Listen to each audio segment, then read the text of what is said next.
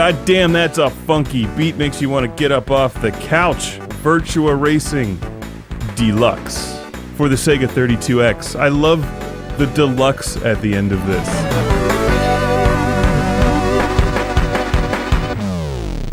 Virtua Racing Deluxe. They forgot to record the Deluxe. That's the best part.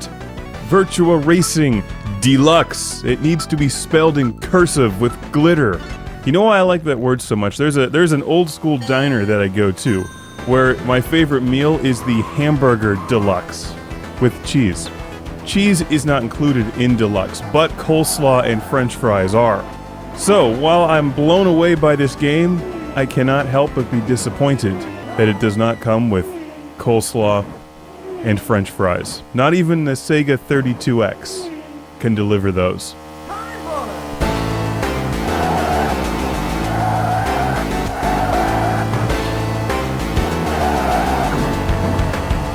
Did you catch the billboard with the 32X? I love it when they advertise for the game console that you're playing on.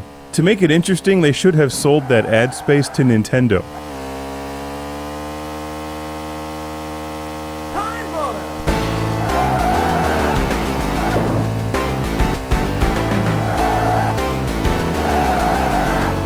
Virtua Racing was released in 1992 in the arcades, and as I understand it, this was quite a revolutionary driving game, one of the early games with polygons. It was later released for the Sega Genesis, and I played that version and detested it. I played it again recently to see if I was crazy, and I'm not. It's horrible. 3D polygons do not make for good Sega Genesis games. However, on the 32X, this game kicks ass. It feels a lot like Daytona USA. In fact, this feels a lot like a Sega Saturn game.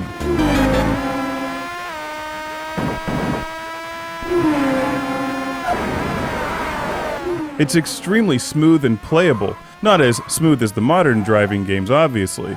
This is the kind of game that benefits from being played with the Sega 32X add-on for the Sega Genesis. And the fact that this game was also released for the Genesis with that really large game cartridge makes Virtua Racing Deluxe the perfect game to showcase the strength of the 32X.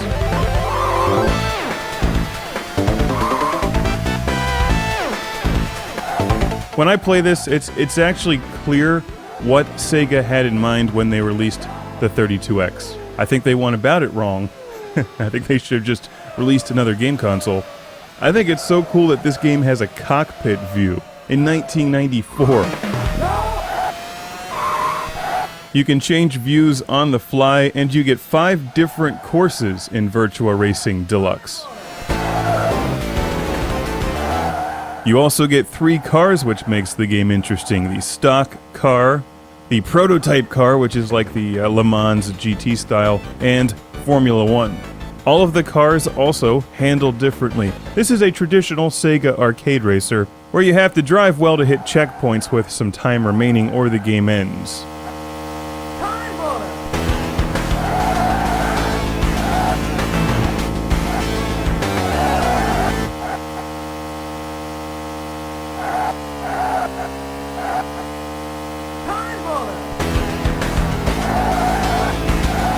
You're rewarded with some pretty sweet music every time you hit a checkpoint.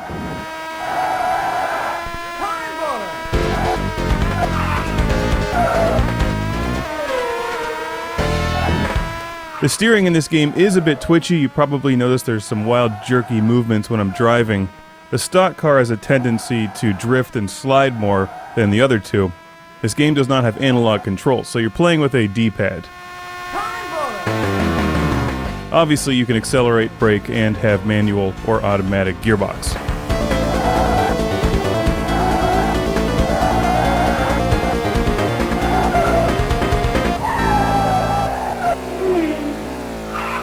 This is also on the Sega Saturn, and I hear that's a really good version of this game. I actually haven't played that one yet. I'm going to have to find that.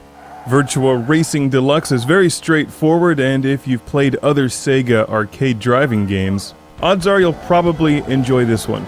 These early 3D style games and polygon games tended to be very slow and clunky and suffer from delay on the Sega Genesis.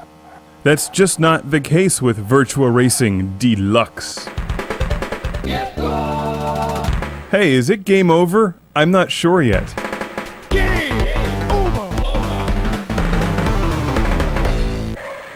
Yes, it is game over.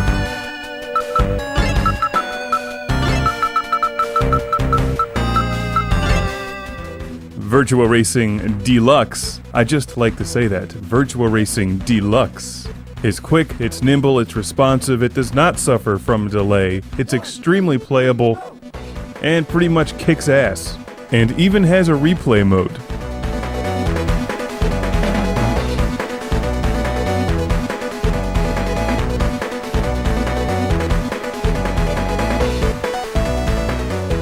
It's also cheap as dirt, so if you have a working Sega 32x with all of the cables required to play it, you'll have no problem finding a copy of Virtua Racing Deluxe. If you've played the Sega Genesis version and have fond memories of it, I know a lot of people liked it, I personally never did, play this version because you'll be amazed.